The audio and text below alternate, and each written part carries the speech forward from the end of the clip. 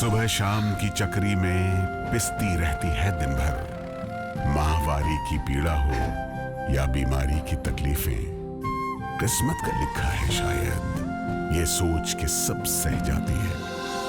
मुख्यमंत्री भगवंत सिंह मान महिलाओं की इस पीड़ा को समझते हैं, इसलिए पंजाब के हर जिले में आयोजित हो रहा है महिलाओं के लिए फ्री हेल्थ कैंप, जहां उन्हें मिलेगा बेहतरीन परामर्श और इलाज, ताकि महिलाएं रहें पूर्ण रूप से स्वस्थ। राजधानी दिल्ली में जहां पर ईडी बैठी हुई है, सीबीआई बैठी हुई है, इनकम टैक्स डिपार्टमेंट बैठा हुआ है, देश के प्रधानमंत्री बैठे हुए हैं, गृह मंत्री बैठे हुए हैं, और सबसे बड़ी चीज चुनाव आयोग बैठा हुआ है। उनकी नाक के नीचे खुलेआम अरविंद केजरीवाल जी के विधानसभा क्षेत्र में 1100 रुपए वोटर्स को रिश्वत के रूप में दिया जा रहा है। करोड़ों रुपए पूर्व सांसद परवेज वर्मा के घर से बरामद हो सकते हैं अगर ईडी वहां पे छापे मारे। ये अवैध धन है, मुझे दे दो, छोड़ दो। और वो पैसा खुलेआम वोट खरीदने के लिए बांटा जा रहा है दिल्ली के अंदर। आप लोगों ने अपने कैमरे में उन महिलाओं के वीडियो और फोटो कैद किए हैं जिनको 1100 रुपए दिए गए। उसमें प्रधानमंत्री की फोटो लगी हुई है, कार्ड लगा हुआ है, कार्ड है, और सीना ठोक के प्रवेश वर्मा कह रहे हैं हम तो रुपया बांटेंगे। सिरसा, मनजिंदर सिंह सिरसा, उनके इलाके में भी वो रुपया बांट रहे हैं। वोटर्स को लुभाने के लिए, मतदाताओं को लुभाने के लिए पैसे दे रहे हैं, कैश दे रहे हैं। और इसकी शिकायत आज जब मैं ईडी के यहां करने के लिए आया तो बाकायदा मैंने मेल भेजा, बताया उनको कि 4 बजे हम आएंगे। लेकिन जो ईडी हर काम में सक्रिय हो जाती है उसके पास मिलने का समय नहीं है।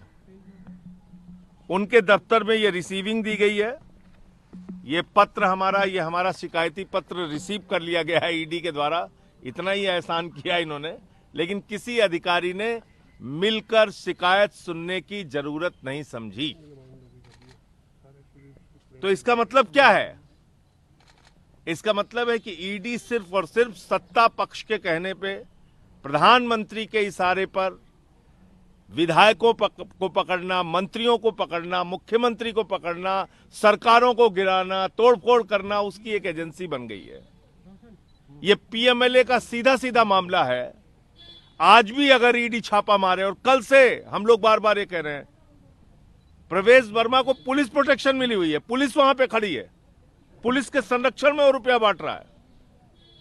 करोड़ों रुपए उसके घर के ऊपर अंदर मौजूद है, लेकिन कोई ईडी का छापा नहीं हो रहा है, कोई सीबीआई का छापा नहीं हो रहा है, कोई इनकम टैक्स डिपार्टमेंट का छापा नहीं हो रहा है।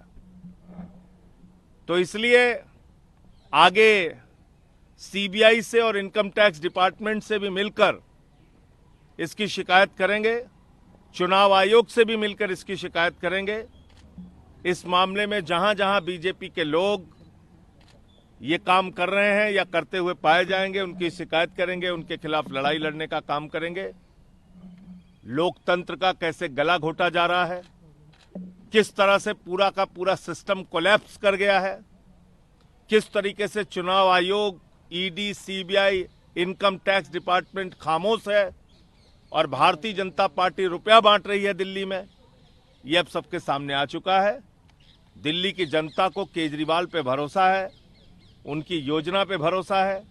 जैसे उन्होंने बिजली फ्री, पानी फ्री, शिक्षा फ्री, इलाज फ्री, बुजुर्गों की तीर्थ यात्रा फ्री, माताओं बहनों के लिए बस की फ्री यात्रा दी, ऐसे ही महिला सम्मान राशि 2100 रुपए मुख्यमंत्री बनने के बाद हर महिला के खाते में पहुंचाएंगे। संजीवनी योजना के तहत बुजुर्गों का फ्री इलाज कराया जाएगा। ये जो हमारा संकल्प है उसको हम लोग पूरा करेंगे।